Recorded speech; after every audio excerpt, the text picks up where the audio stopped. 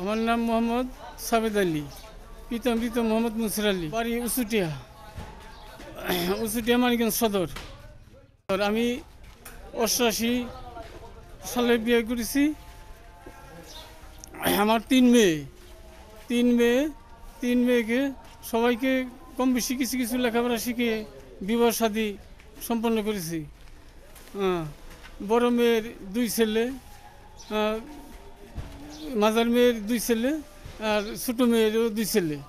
তাদের স্বামী এই শ্রমিক হিসাবে রাইজিংয়ে কর্মরত আছে। আমার কোনো ছেলে সন্তান নাই, আমার 3টা মেয়ে। এদের কম বেশি লেখাপড়া শিখিয়ে আমি বিবাহ শাদী দিছি। আমি মানিকগঞ্জ বাস স্ট্যান্ড বিএডিসি সার গুদামে কর্মরত আছি। আমরা এখানে সবাই 20-25 জন শ্রমিক আছি। এরা সবাই আমরা ভাই মিলামিশা সবাই এখানে কাজ করি। যা পারিশ্রমিক পাই সবাই সুন্দরভাবে সন্ধ্যায় কাজ শেষে আমরা বন্টন করে সবাই মিলামিশা বন্টন করে নেই। যে পারিশ্রমিক আমরা এখন পাইতেছি, এতে আমাদের সংসার চালানো খুব একটা এর মধ্যে আছি, হিমশিমের মধ্যে আছি। কারণ দ্রব্যমূল্যের অনেক ঊর্ধ্বগতি। এই ঊর্ধ্বগতিতে আমাদের সংসার চালানো খুবই অসুবিধে।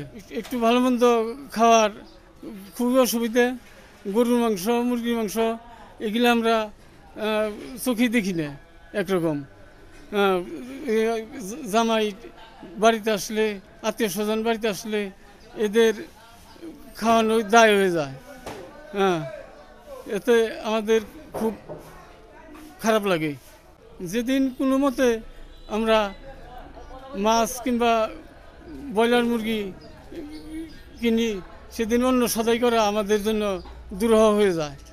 খুব ইয়ের মধ্যে চলে যায়, অভাব-অনটনের মধ্যে চলে যায়।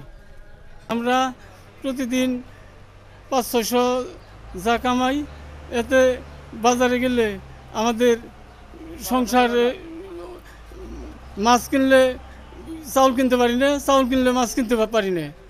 খুবই এর মধ্যে থাকি। ছোটোবেলা থেকেই এই শ্রমিক হিসাবে কাজ করতেছি।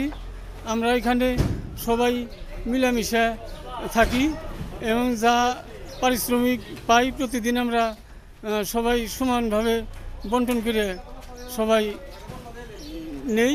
প্রতিদিন 500-700 করে আমাদের পারিশ্রমিক পাই আমরা। কিন্তু এই টাকায় আমাদের সংসার চালানো খুব হিমশিম খাইতে হয়।